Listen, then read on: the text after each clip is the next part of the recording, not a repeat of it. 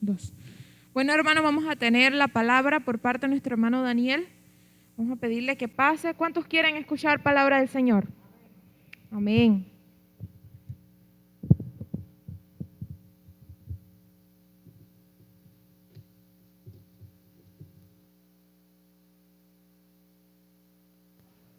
¿Quién vive? Amén. Yo le doy las gracias a Dios por esta oportunidad tan grande que me ha permitido. Esto, la verdad que significa mucho para mí y gloria a Dios por esto. Hoy les voy a estar hablando sobre Santiago 1:8 y vamos a orar para comenzar. Padre Celestial, te doy las gracias por este día, esta noche que estamos aquí, Padre, todos reunidos, glorificando tu nombre. Padre, te pido sabiduría para este momento. Sé tú el que pones las palabras en mí, Padre. Permíteme glorificar tu nombre, Padre, y que pueda llevar edificación a los hermanos, Padre. Bendice a los que nos están oyendo, a los que están en casa, a los que nos están viendo por YouTube, por los audios de WhatsApp. Guárdalos, Padre, y que este mensaje llegue hasta ellos, Padre. En el nombre de Jesús. Amén.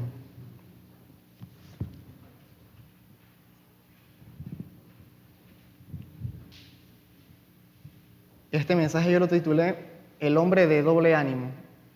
Vamos a Santiago 1:8. Me dicen un amén cuando lo tienen. El hombre de doble ánimo es inconstante en todos sus caminos. Este versículo probablemente ya se lo conocen, es bastante corto y es fácil de aprender. Y quizás algunos se pregunten, ¿qué se trata esto? ¿De qué? ¿De qué habla cuando dicen el doble ánimo? Bueno, sabemos que el ser humano se compone por cuerpo, alma y espíritu, ¿verdad? Estamos claros que el hombre puede sufrir enfermedades que afectan su cuerpo y asimismo él se deteriora por el envejecimiento. Y cantidad de enfermedades acaban todos los días con la vida de los hombres.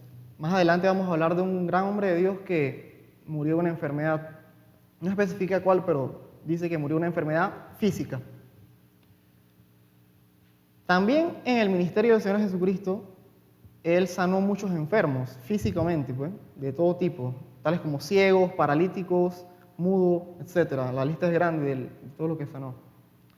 También en la palabra hay casos de personas que estaban enfermos de la mente. Ya hablamos del cuerpo, ahora de la mente.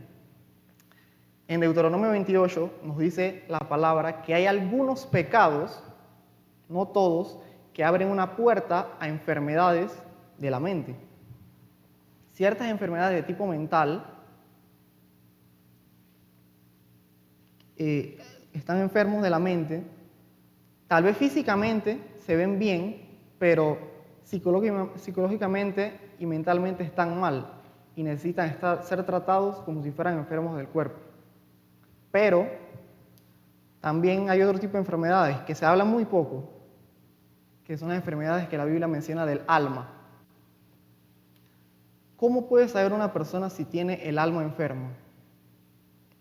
Cuando tenemos un problema físico, sentimos un dolor, fiebre, mareos, etcétera, algún síntoma en el cuerpo.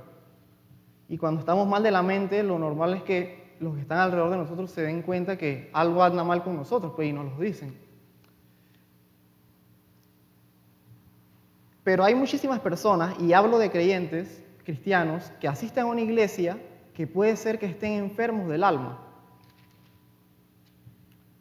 Y le voy a poner ejemplo al mismísimo rey David, por una situación complicada por la cual estaba pasando. Él escribió un salmo donde dice, Salmo 142:7, saca mi alma de la cárcel para que pueda alabar tu nombre. Imagínense, él le pide al Señor que lo ayude a sacar su alma, de la cárcel para poder alabar su nombre. El gran rey David, imagínense, ungido de Dios, dulce cantor de Israel, que escribió salmos tremendos, pues. Pero es un hombre que en su momento estaba deprimido, estaba desanimado y le faltaba el aliento. Entonces él habla abiertamente que se siente como enjaulado, como encarcelado. No puede ni siquiera alabar a su Dios. y le pide a Dios que le saque su alma de la cárcel para poder alabarlo, porque no podía. Aparte de eso, en otro ejemplo también tengo que el Señor Jesucristo en el huerto de Getsemaní le dijo algo a sus discípulos, algo tremendo, que muchos teólogos se centran mucho en eso, de que el mismo Mesías le pidió a sus discípulos que oraran por él. Les dice en Mateo 26, 38, mi alma está muy triste hasta la muerte, quedaos aquí y velad conmigo. Imagínense eso. Él estaba tan afligido, tan triste, que le pide a sus discípulos que oren por él porque su alma estaba triste hasta morir. Entonces, posterior a eso podemos ver cómo Jesús hace una oración increíble, tremenda, al Padre, y el Padre le envía un ángel para reconfortarlo. Entonces, el hombre de doble ánimo es inconstante en todos sus caminos. Es una persona que es fluctuante. En un momento está en una gran euforia espectacular y al poco rato se encuentra en una depresión muy profunda. Cambia mucho. Es una persona que hoy decide algo y al siguiente día piensa en algo completamente diferente. Ni siquiera se acuerda de lo que dijo el día anterior. Entonces la Biblia dice en Efesios 4:14 que ya no seamos fluctuantes como los niños, que no seamos llevados por pasiones ni por emociones. Entonces, cuando en la vida de uno gobierna el alma, esa persona le cuesta ser estable. Y cuando la Biblia habla de falta de estabilidad, hace la referencia como cuando uno está borracho. No sé si les habrá pasado o han visto, en un retén te detienen y si te llegasen a ver con sospecha de que estás ebrio, te paran y te mandan a caminar en línea recta para ver, y entonces el que está ebrio bajo los efectos del alcohol no tiene estabilidad en sí mismo. Entonces así mismo es cuando la persona tiene el alma enferma. Él no puede ser estable, pues, es muy fluctuante. ¿Por qué?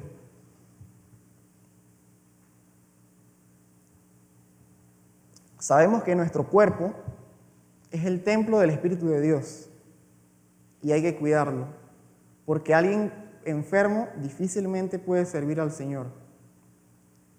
Si bien es cierto, hay que ser muy cuidadoso con el espíritu, que es lo más importante, el cuerpo también hay que cuidarlo, porque con ese es el que vivimos día a día y con el que servimos en la iglesia y eso. Entonces, Pablo se da cuenta, por ejemplo, que Timoteo sufría del estómago y le recomienda tomar un poco de vino, porque con ese malestar evidentemente dificultaba su labor pastoral. Ese es el aspecto del cuerpo. Pero la Biblia también nos habla acerca del cuidado de la mente. Pablo dice que tenemos que llegar a desarrollar y tener la mente de Cristo. Imagínense eso, hermano, la mente de Cristo. Pensar como Cristo pensaba, llegar a tener los pensamientos sanos, limpios y puros que tenía el Señor Jesucristo. Cosa grande, ¿eh? Pero una persona que es de doble ánimo tiene el alma enferma y es una persona bipolar espiritualmente hablando. Pareciese que hubiese dos personas en una. Por un lado, son tremendamente amables, espirituales, pero por otra parte, la misma persona actúa bajo unos arranques de ira y de agresividad o desánimo que te confunden, pues. Esta persona tiene un conflicto interior. Para entender esta lucha del alma con el espíritu que vive en nuestro cuerpo, sería bueno recordar la historia de Rebeca cuando estaba embarazada, la esposa del patriarca Isaac. Ella sentía en su interior que tenía una lucha y lo mejor que pudo hacer fue ir a consultar con el Señor. El Señor le dice que evidentemente estás embarazada, eso ya lo sabía, lo que no sabía es que estás embarazada de dos, y le dice el destino de ambos. El mayor terminará sirviendo al menor. Jacob era completamente diferente de Saúl. Uno tiraba más por la carne y otro tiraba más por el espíritu. Uno tiraba más por Dios y otro tiraba más por el mundo y por el materialismo. Y así ocurre con la persona cuando se convierte. El espíritu de esa persona está muerto antes de conocer a Cristo, que es el autor de la vida. Por eso Pablo le dice a los Efesios en el capítulo 2, ustedes estaban muertos en vuestros delitos y pecados. Y él no se refería a la parte física, porque ellos obviamente estaban vivos, corrían, trabajaban, vivían. Pero espiritualmente hablando, una persona que no tiene a Cristo en su corazón está muerta. Aunque corra, aunque respire, aunque haga todo, esa persona está muerta. Tal y como le pasó a Adán. Él murió espiritualmente. Y entonces no es hasta que nos reencontramos con Dios mediante su Hijo Jesús que nuestro espíritu vuelve a la vida. A esto le llamamos nacer de nuevo. Por eso que dicen que el que nace 2 veces, muere una vez. Y el que nace una vez, muere 2 veces. Entonces la persona de doble ánimo es una persona desequilibrada emocionalmente. Tiene momentos en los que pareciese ser la persona más espiritual del mundo y en otro te das cuenta que es puro emocionalismo. Vamos un momento a 2 de Reyes 13, del 14 al 19.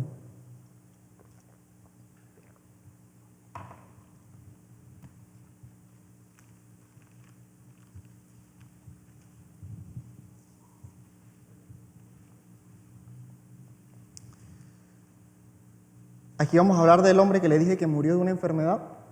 Ese era el gran Eliseo. Dice la palabra de Dios así.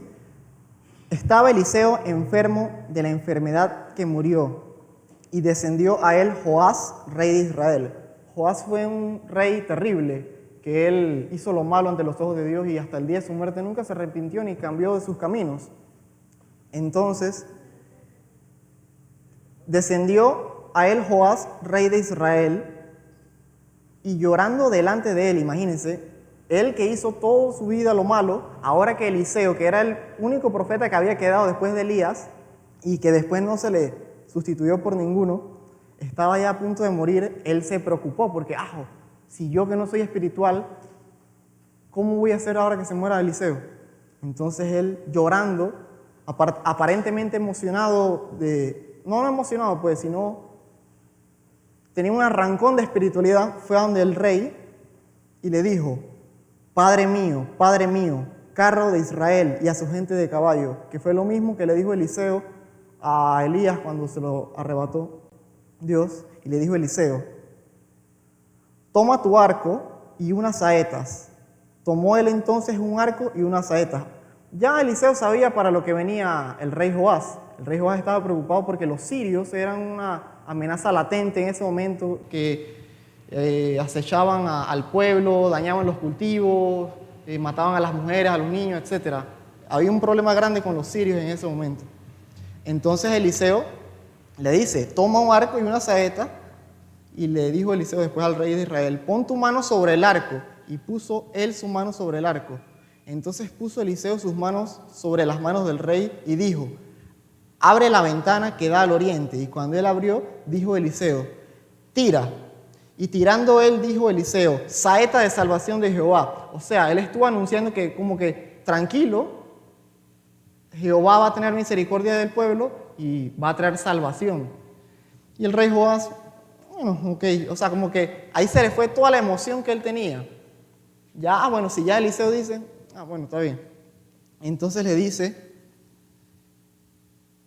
saeta de salvación de Jehová y saeta de salvación contra Siria, porque herirás a los sirios en Afec hasta consumirlos. Y le volvió a decir: toma las saetas. Y luego que el rey de Israel las hubo tomado, le dijo: golpea la tierra. Y vino él, las agarró y las golpeó 3 veces. Y se detuvo, dice la palabra. Entonces el varón de Dios, enojado contra él, le dijo: al dar 5 o 6 golpes, hubieras derrotado a Siria, hasta no quedar ninguno. Pero ahora solo 3 veces derrotarás a Siria. O sea, el profeta le está diciendo: cálmate, que Dios va a tener misericordia del pueblo, va a traer salvación, van a poder derrotar a uno de sus mayores enemigos en el momento. Y Joás ni siquiera puede decir: gloria al Señor, aleluya, nos salvamos. No, él simplemente tiró la flecha y ya. Se le fue la emoción con la que llegó. Entonces se enfadó Eliseo, porque tras de eso después le dice: pégale a la tierra como si fuesen los sirios. Y él le pegó 3 veces y se detuvo.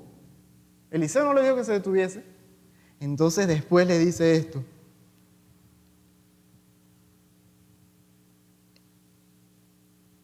Al dar 5 o 6 golpes hubieras derrotado a Siria hasta no quedar ninguno, pero ahora solo 3 veces derrotarás a Siria, imagínense. Y hasta el día de hoy Siria es un gran enemigo de Israel, imagínense. Hubiese podido derrotar ahí. Entonces,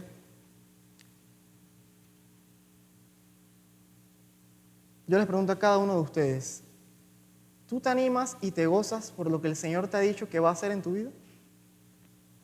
Cuando el Señor te trae algo de bendición, ¿tú te animas?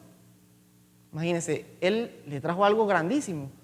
Y dijo, bueno, está bien, pues. Llegó de una manera, pero terminó de otra. Entonces, ese doble ánimo es el que les quiero hablar, pues. Y Eliseo se molestó, pues. Y mire lo que acarrió, que después Siria prevaleciera contra Israel. Solo lo vencieron 3 veces y después no pudieron eliminarlos. Le faltó ánimo a Joás. Y asimismo, ¿cuántas bendiciones podemos perder por nuestra falta de ganas?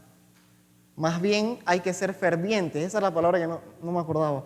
Hay que ser fervientes siempre en todo lo del Señor. Dice Romanos 12:11, en lo que requiere diligencia, no perezosos, fervientes en espíritu, sirviendo al Señor. Este rey no se animaba ni con una victoria tan grande que le había anunciado Eliseo, imagínense. ¿Qué lo iba a animar a él? Él siguió hasta su muerte haciendo lo malo delante de los ojos de Dios.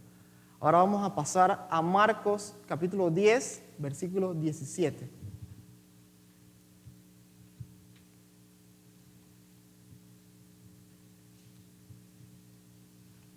Me dice un amén cuando lo tienen. Esta es la historia del joven rico. Dice así: al salir él para su camino, vino uno corriendo e hincado a la rodilla delante de él le preguntó: Maestro bueno, ¿qué haré para heredar la vida eterna? Jesús le dijo: ¿por qué me llamas bueno? Ninguno hay bueno sino solo uno, Dios. Los mandamientos sabes: no adulterarás, no matarás, no hurtes, no dirás falso testimonio, no defraudes, honra a tu padre y a tu madre. Entonces respondiendo le dijo: Maestro, todo esto lo he guardado desde mi juventud. Entonces Jesús mirándole le amó y le dijo: una cosa te falta, anda y vende todo lo que tienes y dáselo a los pobres. Imagínense lo que le dijo Jesucristo. Él decía: yo todo esto ya yo lo he cumplido, pero le ponía tan pocas ganas que era como un religioso.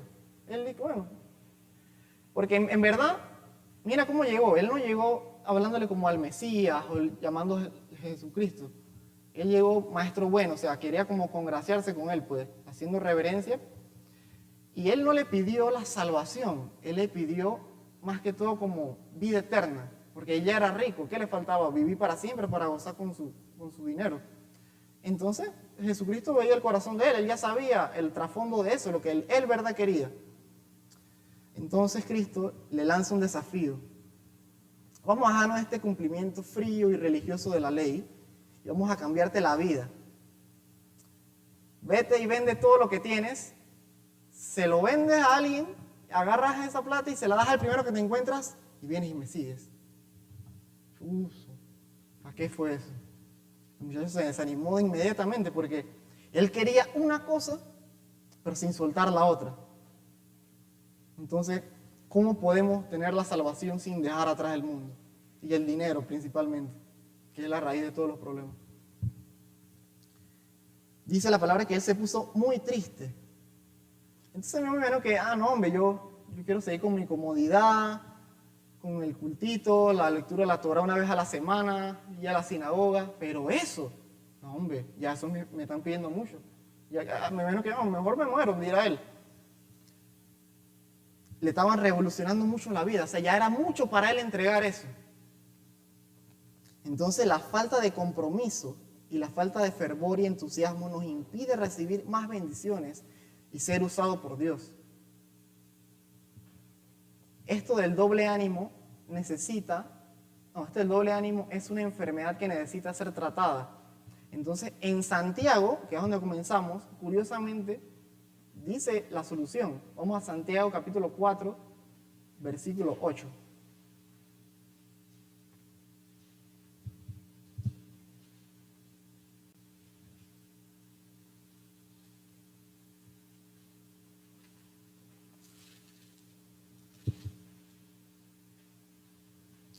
Dice así: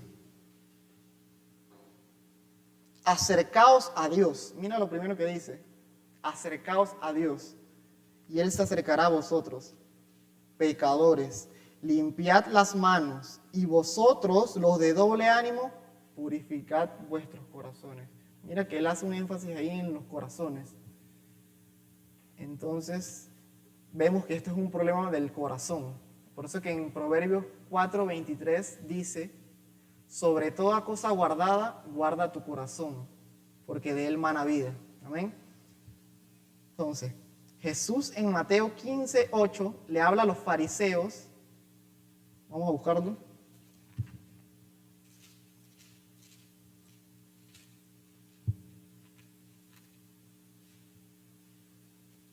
Jesús dice así: este pueblo de labios me honra, mas su corazón está lejos de mí.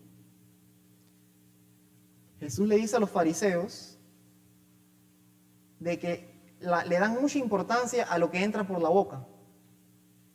Todo eso lo que comen, si es puro, que es impuro, que si es permitido, que si no, eso igual, él les quería decir que sí tiene importancia, pero no lo puedes poner por delante del resto, pues. Lo que importa es lo que sale del corazón, y el corazón es el asiento de las emociones. Miren, por ejemplo, a Saúl, él alimentó su doble ánimo, porque esto, o lo matas de hambre y terminas con esto, o lo puedes alimentar y que él acabe contigo. Si tú no matas de hambre el doble ánimo, si dejas de alimentar ese ego, ese orgullo, esa ira, todo eso, él te va a consumir a ti. Y en el momento que venga el día malo, no vas a tener la fortaleza para poder afrontarlo, porque te pasaste alimentando el otro. Saúl fue levantando lo malo en su corazón, y eso se manifiesta en celos, contiendas, iras, desánimo y orgullo. Pero dice Pablo en 2 Corintios 10, vamos a buscarlo.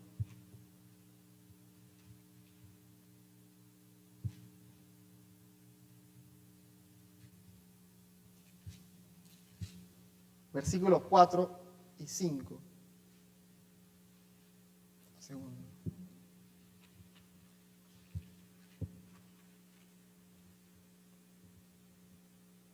Corintios.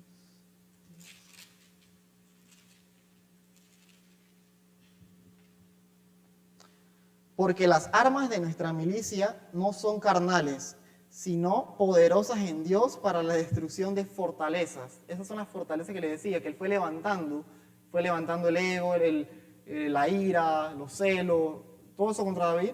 Entonces después eso lo terminó acabando, que él mismo se mató a filo de espada. Entonces dice: porque las armas de nuestra milicia no son carnales, sino poderosas en Dios para la destrucción de fortalezas, derribando argumentos y toda altivez que se levanta contra el conocimiento de Dios, y llevando cautivo todo pensamiento a la obediencia a Cristo. Cristo siempre es el centro. Entonces, tenemos el poder en el Señor para derrumbar esas malas fortalezas que nosotros mismos hemos levantado.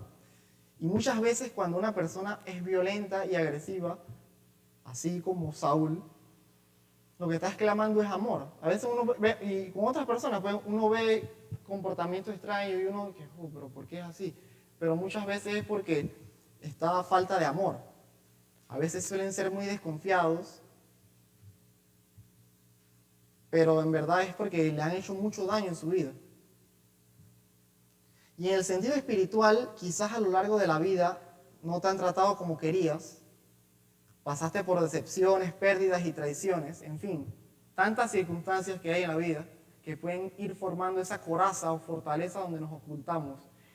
Y ahí parece que somos de una forma, pero no somos realmente así. Entonces, ahora les pongo de ejemplo a la mujer samaritana, que Jesucristo le dijo: no vamos a estar discutiendo de cuestiones teológicas, si hay que adorar en este monte, si hay que adorar en el monte Moriah, si en Samaria, si en Jerusalén.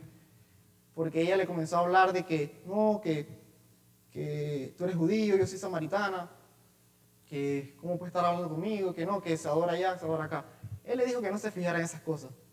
Jesús prefirió no entrar en polémica por eso. Dios no nos ha llamado a ganar discusiones, nos ha llamado a ganar almas. Y Jesús le dijo a ella, ha llegado la hora que ni en este monte ni en el otro monte, sino que Dios, nuestro Padre, está buscando gente que le adore en espíritu y en verdad. Da igual si aquí o en el otro. Y le dice, esa conversación está en Juan 4, del 15 al 26.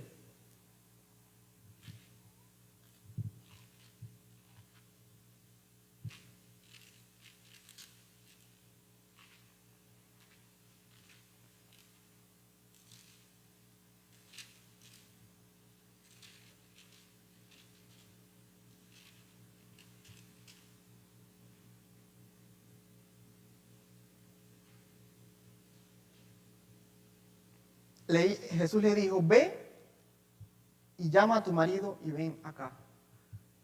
Ella ya se había calmado un poco después de todo lo que él había dicho. Entonces Jesús la llama, o sea, como ella se veía animada, porque ella le dijo, yo quiero beber de esa agua que no me va a dar sed para siempre, que me va a dar vida eterna. Entonces dije, bueno, vamos a comenzar restaurando tu hogar, tu familia. Y le dice, ve y anda y trae a tu esposo. Y primero que ella se tiene que haber quedado, ¿cómo se lo digo? Pero ella se armó de valor y le dijo, aquí hay un problema, no tengo marido. Y Jesús le dijo, empezamos bien, bien has dicho, no tengo marido, porque 5 maridos has tenido, y el que ahora tienes no es tu marido. Esto ha dicho con verdad. Hay que reconocer cuando uno está bien en algo, pero asimismo también hay que reconocer cuando está fallando en algo. Y la samaritana, asombrada, le dice, tú me parece que eres profeta, porque esa palabra que ella había traído a él, una revelación que ¿quién le había dicho? Pues? Entonces, ya no le importó si era judío y ya estaba más calmada. Qué increíble cómo Jesús va restaurando sutilmente el corazón de esta mujer, sin tener que ir en conflicto con ella, nada. Sutilmente Él va restaurando el corazón de la mujer. Asimismo debemos dejarnos restaurar nosotros, sin oponer resistencia, dejando atrás mi yo viejo, no alimentándolo, porque una persona de doble ánimo que conoce de la palabra y no lo practica en su vida, tiene una vida de esclavo. Y a nadie le gusta ser esclavo. El Señor vino a romper esas ataduras y las cadenas del diablo. Vino a darnos vida y vida en abundancia, para que vivamos en bendición y libertad. Como dice Gálatas 5:1. Vamos a buscarlo.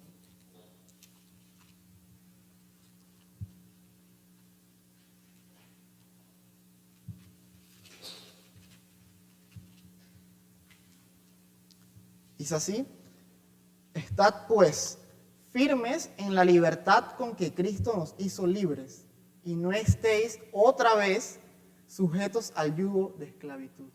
Esto es como más que todo para los creyentes ya. Y cuando una persona sufre de doble ánimo, que no es más que una indisciplina con el Señor, eso lleva un tiempo superarlo. Eso no es que vamos a ponerlo aquí, vamos a hacer una imposición de manos y ya, se acabó. No, esto es algo que lleva tiempo superarlo. La misma persona tiene que ceder al Señor para que Él pueda cambiarlo. Lo primero que debe hacer esa persona para poder salir de eso es empaparse de la palabra de Dios. De esta. Menos televisión, menos celular, menos internet, menos tonterías. Y que comience a empaparse de la palabra. Alimento para su espíritu, su parte espiritual. Y que mate de hambre su doble ánimo. Que se diga a sí mismo, yo no voy a ser más una persona inestable. Que le dedique más tiempo a su parte espiritual, que lea la Biblia todos los días y sobre todo que perdone, que no sea rencorosa, que sea rápida de perdonar, porque una persona que no perdona vivirá toda su vida con su alma enferma y afectará a todos los que lo rodean, no solo a él, a todos los que lo rodean. Hay que reforzar la parte espiritual, y la parte espiritual se refuerza con Biblia y con oración. De tal manera que ante las circunstancias y los golpes y las tormentas que la vida se te pueda presentar, usted sepa cómo tiene que actuar en todo momento. Cuando una persona de doble ánimo es una persona que por una parte cree, pero por otra parte duda, en la teoría lo sabe todo y lo conoce prácticamente todo de la palabra. Pero cuando llega el momento de llevarlo al terreno de juego, a la realidad, la teoría que sabe, ahí se echa. Cuando siente el jamaqueo, por más que sepa de la palabra, ahí se echa, pues. Y no actúa. Aquí vamos a ir a Mateo 14, del 22 al 33. No, Mateo 14, versículo 22 al 33.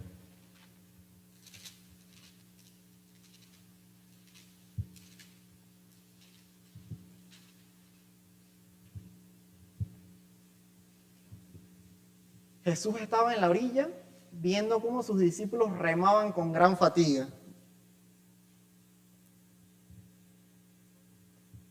Dice que ya la barca estaba en medio del mar, azotada por las olas porque el viento era contrario. Mas a la cuarta vigilia de la noche Jesús vino a ellos andando sobre el mar, y los discípulos viéndole andar sobre el mar se turbaron diciendo: un fantasma, y dieron voces de miedo.